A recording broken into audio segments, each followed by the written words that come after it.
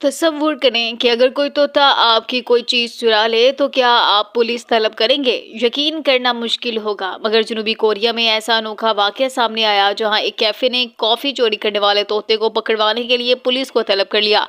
Korean animal rescue and management association के मुताबिक जनूबी कोरियन दारुल हुकूमत सेओल में एक कॉफ़ी शॉप ने एक तोते के बारे में शिकायत दर्ज करवाई जो सार्फिन की कॉफ़ी चुरा रहा था। ये तोता काफ़ी दोस्ताना मिजाज का हामिल था और कैफ़े के मालिक ने पुलिस की आमद से कबल इसे खाने की चीज़ें भी दी, जबकि वहां मौजूद अफराद को इसे खेलने का मौका दिया। पुलिस ने आकर तोते को पकड़ा और फिर Korean animal rescue and management association के हवाले कर दिया।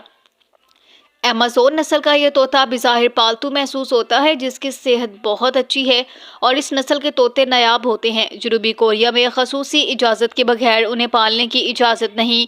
हुकाम की जानिब से तोते के मालिक को ढूंढने की कोशिश की जा रही है ताकि इसे घर वापस भेजा जा सके। अगर इसको वापस भेजा नहीं जा सका तो फिर इसे जानवरों के लिए कायम हुकूमती मरकज़ में रखा जाएगा।